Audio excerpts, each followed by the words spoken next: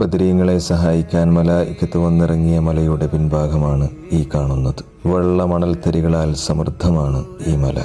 ചുറ്റിലും വലിയ പാറമലകളുള്ളിടത്ത് ഈ വെള്ളമണൽത്തരികളുള്ള മല വേറിട്ട് നിൽക്കുക തന്നെ ചെയ്യുന്നു. ഇതിന് സമീപത്ത് തന്നെ ബദർ യുദ്ധവേളയിൽ റസൂലുള്ളാഹിക്ക് പ്രാർത്ഥനയ്ക്ക് വേണ്ടി സ്വഹാബത്ത് പന്തല് കെട്ടിയ സ്ഥലവും ആ സ്ഥലത്തെ പള്ളിയും കാണാം. ആ പള്ളിയുടെ പേരാണ് മസ്ജിദുൽ അരീഷ്.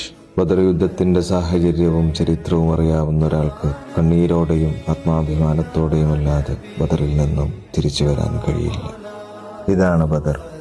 ഇസ്ലാമിക ചരിത്രത്തിൽ ഏറ്റവും സുപ്രധാനവും നിർണായകവുമായ ബദർ യുദ്ധം നടന്ന ഭൂമിയാണിത്. ഉദയസൂര്യൻ ഉദിച്ചുയരുന്ന ആ മലമുകളിലാണ് ബദരീങ്ങളെ സഹായിക്കാൻ വേണ്ടി 3000-ഓളം മലായികത്തുകൾ വന്നിറങ്ങിയത്. ആ ഉദയാർക്ക ശോഭ വന്ന് പതിക്കുന്നിടത്താണ് ഒരിക്കലും അസ്തമിക്കാത്ത ബദർ ശുഹദാക്കളുടെ മഖ്ബറയുള്ളത്. ഇരുവശങ്ങളിലായി വളരെ വിശാലമാണ് ബദർ യുദ്ധഭൂമി. വലതുവശത്ത് ബദർ ശുഹദാക്കളുടെ മഖ്ബറയുള്ള സ്ഥലവും ഇടതുവശത്ത് ശത്രുപക്ഷത്തെ പലരും ജീവനറ്റ് വീഴുമെന്ന് കൈവിരൽ ചൂണ്ടി റസൂലുള്ളാഹി പ്രവചിച്ച സ്ഥലവും നമുക്ക് കാണാം.